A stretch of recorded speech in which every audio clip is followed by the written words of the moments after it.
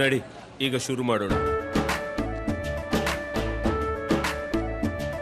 ಕೇಸರಿಯಿಂದ ಮನೋಲ್ಲಾಸ ಮನಸ್ಸು ಮತ್ತೇರಿ ಕುಣಿದಾಡಿದೆ ನೋಡು, ಮನಸ್ಸು ಮತ್ತೇರಿ ಕುಣಿದಾಡಿದೆ ನೋಡು.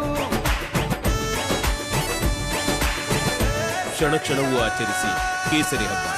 ವಿಮಲ್ ಬಾಯಲ್ಲಿ ಹೇಳಿ ಕೇಸರಿ. ಪಕ್ಕ ಎನಿಮಿ ಕಂಟ್ರಿ ಒಳಗಡೆ ವಾಸ್ತವ್ಯ ಮಾಡ್ತಾ ಇದ್ದಾರೆ. ಒಂದು ಇಸ್ರೇಲ್, ಇನ್ನೊಂದು ಇಂಡಿಯಾ.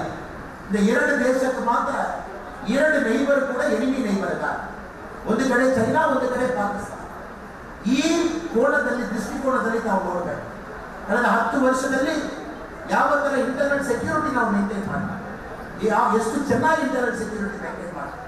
10 ವರ್ಷ ಕಾಂಗ್ರೆಸ್ ಪಕ್ಷ ಆಡಳಿತ ತಾವು ನೋಡಿದ್ದೇವೆ. ಇವತ್ತು ಪಾಕಿಸ್ತಾನದಲ್ಲಿ ಒಂದು ಫಾರ್ಮರ್ ಮಿನಿಸ್ಟರ್ ಮಾತಾಡ್ತಾ ಇದ್ದಾರೆ. ಪಾಕಿಸ್ತಾನದಲ್ಲಿ ಫಾರ್ಮರ್ ಮಿನಿಸ್ಟರ್ ಒಬ್ಬರು ಮಾತಾಡ್ತಾ ಇದ್ದಾರೆ, ರಾಹುಲ್ ಗಾಂಧಿ ಅವರು ಬಂದಿದ್ದಾರೆ ಚೆನ್ನಾಗಿರ್ತದೆ. ಯಾಕೆ ಪಾಕಿಸ್ತಾನದಲ್ಲಿ ಇರುವವರಿಗೆ ರಾಹುಲ್ ಗಾಂಧಿ ಬೇಕಾಗ್ತಾರೆ, ಚೈನಾದಲ್ಲಿರುವ ಕಮ್ಯುನಿಸ್ಟ್ ಪಾರ್ಟಿ ಅವರಿಗೆ ರಾಹುಲ್ ಗಾಂಧಿ ಬೇಕಾಗ್ತಾರೆ. ಕಾರಣ ಕಾಂಗ್ರೆಸ್ ಅವರು ಬರುವಾಗ ಪಾಕಿಸ್ತಾನಕ್ಕೆ ಕೊಟ್ಟು, ಚೈನಾ ಕೊಟ್ಟು ಅವರು ನ್ಯಾಷನಲ್ ಇಂಟ್ರೆಸ್ಟ್ ಅಡ್ವಾನ್ಸ್ ಆಗ್ತಾರೆ. ನರೇಂದ್ರ ಮೋದಿ ಅವರು ಬರುವಾಗ ಭಾರತದ ನ್ಯಾಷನಲ್ ಇಂಟ್ರೆಸ್ಟ್ ಅಡ್ವಾನ್ಸ್ ಆಗ್ತಾರೆ. ಎಲ್ಲರಿಗೂ ಅದಕ್ಕೆ ನಾವು ಬಹಳ ಸೂಕ್ಷ್ಮವಾಗಿ ಈ ಎಲೆಕ್ಷನ್ ಅಲ್ಲಿ ನಾವು ವೋಟ್ ಮಾಡಬೇಕು. ನಾನು ಬರುವಾಗ ಹೇಳಿದ್ದೆ, ಈ ಎಲೆಕ್ಷನ್ ಅದು ಕ್ಯಾಂಡಿಡೇಟ್ ಓಡಾಟ ಮಾಡ್ತಾ ಇಲ್ಲ. ನಮ್ಮಲ್ಲಿ ರಾಜಾ ಅಮರೇಶ್ವರ ನಾಯ್ಕ ಅವರು ಇದ್ದಾರೆ, 2ನೇ ಬಾರಿ ನಮ್ಮ ಮುಂಚೆ ನಿಲ್ತಾ ಇದ್ದಾರೆ. ಕಾಂಗ್ರೆಸ್ ಪಕ್ಷದಲ್ಲಿ ಇನ್ನೊಂದು ಕ್ಯಾಂಡಿಡೇಟ್ ಇದ್ದಾರೆ. ಈ ಎಲೆಕ್ಷನ್ ಅಲ್ಲಿ ನಾವು ಆ ಥರ ನೋಡಬಾರ್ದು. ಇಲ್ಲಿ ಒಂದು ಕ್ಯಾಂಡಿಡೇಟ್, ಅಲ್ಲಿ ಒಂದು ಕ್ಯಾಂಡಿಡೇಟು, ಈ ಕ್ಯಾಂಡಿಡೇಟ್ ಕಂಪೇರ್ ಮಾಡೋಣ, ಆ ಕ್ಯಾಂಡಿಡೇಟ್ ಕಂಪೇರ್ ಮಾಡೋಣ, ಇಬ್ಬರು ಕಂಪೇರ್ ಮಾಡಿ ವೋಟ್ ಹಾಕೋಣ. ಆ ಎಲೆಕ್ಷನ್ ಅಲ್ಲ ಸರ್ ಇದು. ಈ ಎಲೆಕ್ಷನ್ ಮೋದಿಜಿಯವರು ವೋಟ್ ಹಾಕ್ತಾರೆ. ಈ ಎಲೆಕ್ಷನ್ ಅಲ್ಲಿ ಇಷ್ಟು ಒಂದು ಒಳ್ಳೆಯ ಲೀಡರ್ ನಾವು ವೋಟ್ ಹಾಕಿಲ್ಲ. ನಮ್ಮ ಜನ್ಮದಲ್ಲಿ ಈ ತರ ಒಂದು ಲೀಡರ್ ನಮಗೆ ಸಿಗ್ತಾರೆ.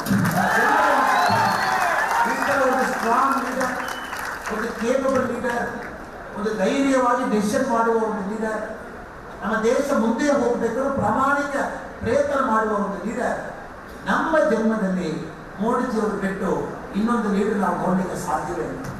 ಅದಕ್ಕೆ ನಿಮ್ಮೆಲ್ಲರಲ್ಲಿ ಕೂಡ ನಾನು ವಿನಂತಿ ಮಾಡ್ತಾ ಇದ್ದೀನಿ, ಈ ಎಲೆಕ್ಷನ್ ಅಲ್ಲಿ ಕ್ಯಾಂಡಿಡೇಟ್ ಬಗ್ಗೆ ಕಂಪ್ಯಾರಿಸನ್ ಮಾಡಬಾರ್ದು.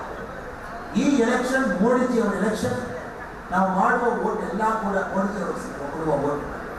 ಅದು ಕೂಡ ನಮ್ಮ ಕ್ಯಾಂಡಿಡೇಟು ರಾಜಾ ಅವರು ಎಲ್ಲ 543 ಕ್ಯಾಂಡಿಡೇಟ್ ಕಂಪೇರ್ ಮಾಡುವಾಗ ಪಾರ್ಲಿಮೆಂಟ್ರಿಯಲ್ಲಿ ಏನು ಕೆಲಸ ಮಾಡಬೇಕು ಆ ಕೆಲಸ ಮಾಡಬೇಕು.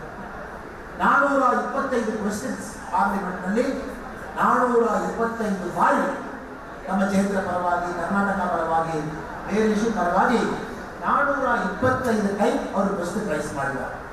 ಕರ್ನಾಟಕದಲ್ಲಿರುವ 28 MP ಜಾಸ್ತಿ ಪಾರ್ಲಿಮೆಂಟ್ಗೆ ಹೋಗಿ ಅಟೆಂಡೆನ್ಸ್ ಇರುವ MP ನಮ್ಮ ರಾಜಾ ಅಮರೇಶ್ವರ ನಾಯ್ಕ ಅವರು ನಂಬರ್ 1 ಇದ್ದಾರೆ. ಕರ್ನಾಟಕದಲ್ಲಿರುವ 28 MP ನಂಬರ್ 1 ಇದ್ದಾರೆ. 543 MP 9ನೇ ಸ್ಥಾನದಲ್ಲಿ ಇದ್ದಾರೆ. ಸೊ ಪಾರ್ಲಿಮೆಂಟ್ ಹೋಗ್ತಾರೆ, ಅಟೆಂಡೆನ್ಸ್ ಇದೆ, ನಮ್ಮ ಪ್ರಾಬ್ಲಮ್ ಎಲ್ಲ ಮಾತಾಡ. MP ಅದು ಬಿಟ್ಟು ಬೇರೆ ಏನು ಎಕ್ಸ್ಪೆಕ್ಟ್ ಮಾಡಬಹುದು? ಒಂದು MP ನಮ್ಮ ಎಕ್ಸ್ಪೆಕ್ಟೇಷನ್ ಏನು? ನಮ್ಮ ಕ್ಷೇತ್ರ ಪ್ರಾಬ್ಲಮ್ ಏನಿದೆ, ರಾಯಚೂರು ಪ್ರಾಬ್ಲಮ್ ಏನಿದೆ, ಅದು ಪಾರ್ಲಿಮೆಂಟ್ನಲ್ಲಿ ಮಾತಾಡ್ತಾರ.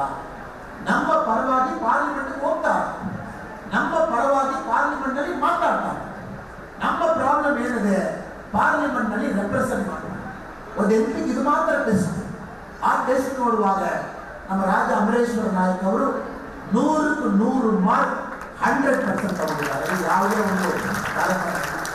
ಅದಕ್ಕೆ ಬಿಟ್ಟರೆ ನಿಮ್ಮೆಲ್ಲರಿಗೂ ಕೂಡ ಮತ್ತೊಮ್ಮೆ ನಾನು ವಿನಂತಿ ಮಾಡ್ತಾ ಇದ್ದೀನಿ, ನಾವು ನೋಡಿ ರಾಹುಲ್ ಗಾಂಧಿ ಅವರು ನಿನ್ನೆ ನಾವು ನೋಡಿದ್ವಿ, ಅಮೇಥಿಯಲ್ಲಿ 3 ಬಾರಿ ರಾಹುಲ್ ಗಾಂಧಿ ಅವರು ಗೆದ್ದಿದ್ದಾರೆ. 2004 ರಾಹುಲ್ ಗಾಂಧಿ ಅವರು ಅಮೇಥಿಯಲ್ಲಿ ಗೆದ್ದಿದ್ದಾರೆ.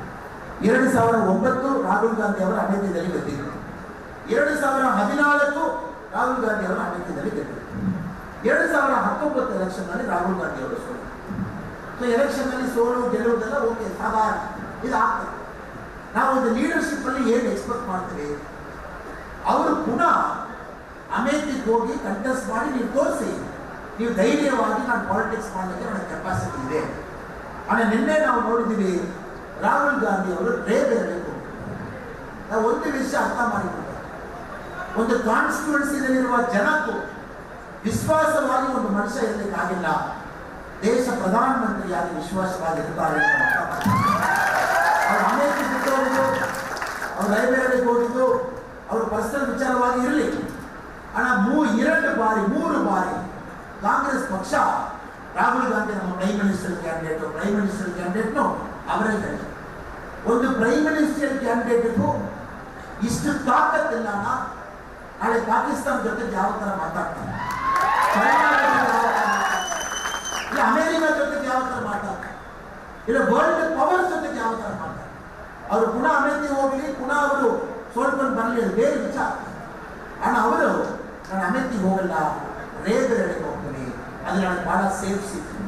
1952 ಫಿರೋಜ್ ಗಾಂಧಿ, ಆಮೇಲೆ ಇಂದಿರಾ ಗಾಂಧಿ ಅವರು 3 ಬಾರಿ, ಅರುಣ್ ನೆಹರು ಅವರು 2 ಬಾರಿ, ಆಮೇಲೆ ಸೋನಿಯಾ ಗಾಂಧಿ ಅವರು 3 ಬಾರಿ. ಅದು ಗಾಂಧಿ ಪರಿವಾರದಲ್ಲಿ ಇರುವ ಒಂದು ಸೀಟು 1952.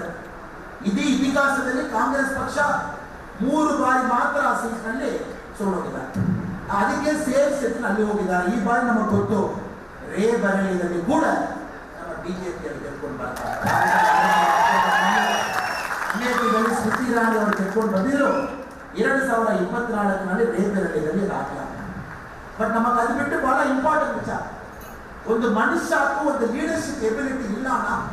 ನಾಳೆ ಆ ಪ್ರೈಮ್ ಮಿನಿಸ್ಟರ್ ಚೇರ್ದಲ್ಲಿ ಕೂತ್ಕೊಂಡು ಏನ್ ಕೆಲಸ ಮನುಷ್ಯನೇ ರೆಡಿ ಮಾಡಿದ್ದಾರೆ. 2 ಫೇಸ್ ಎಲೆಕ್ಷನ್ ಆಯಿತು, ಕಾಯಕರಿದ್ದಾರೆ. ಮೊದಲ ಫೇಸ್, ಫಸ್ಟ್ನೇ ಫೇಸು 102 ಸೀಟು, 2ನೇ ಫೇಸು 88 ಸೀಟ್. 190 ಸೀಟ್ನಲ್ಲಿ ನಾವು ವೋಟ್ ಮಾಡಿದ್ವಿ.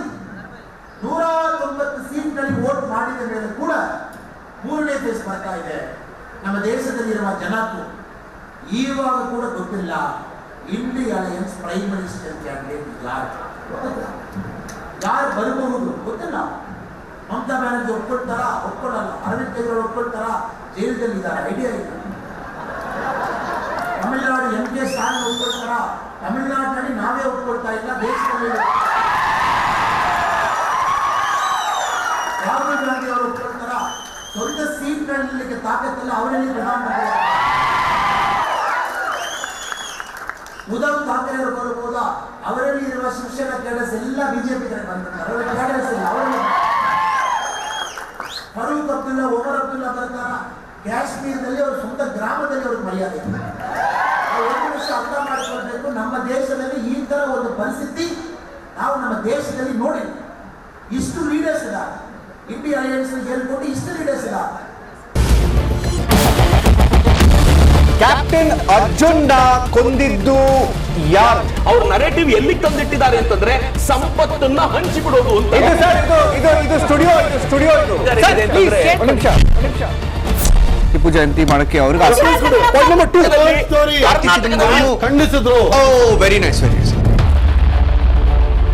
ಯಾರು ತಪ್ಪು ಮಾಡಿರೋದಿಲ್ಲಿ? ಓಲೈಕೆ ಹೇಳಿಕೆ ಇದು ಅಂತ ಹೇಳಿ ಯಾಕೆ ಪರಿಗಣಿಸಬಾರದು? I.N.I. ಇದು ವೇದಿಕೆ, ಇದು ಫೋಟೋ ಎಲ್ರಿಗೂ ಒಂದು ಟೈಮ್. ನಿಮ್ಮ ಸಮಯ ಮುಗಿದಿದೆ. ಅವ್ರು ಹೇಳೋಕ್ಕಿಂತ ಮುಂಚೆನೆ ಹೇಗೆ ಪ್ರತಾಪ್ ಸಿಂಹ ಪಾಸ್ ಕೊಟ್ಟಿದಂತ ಆಗ್ಲಿ ಡಿಕ್ಲೇರ್ ಆಗೋಗಿತ್ತು ಅಂತ ನನಗೊಂದು ಡೌಟ್ ಬಂತು. ಸಾಕು ನಿಲ್ಸಿ. ಕೆಟ್ಟ ಪದ ಬಳಕೆ ಕಾಂಪಿಟೇಷನ್ ಇಟ್ಟಿಲ್ಲ ನಾವಿಲ್ಲಿ.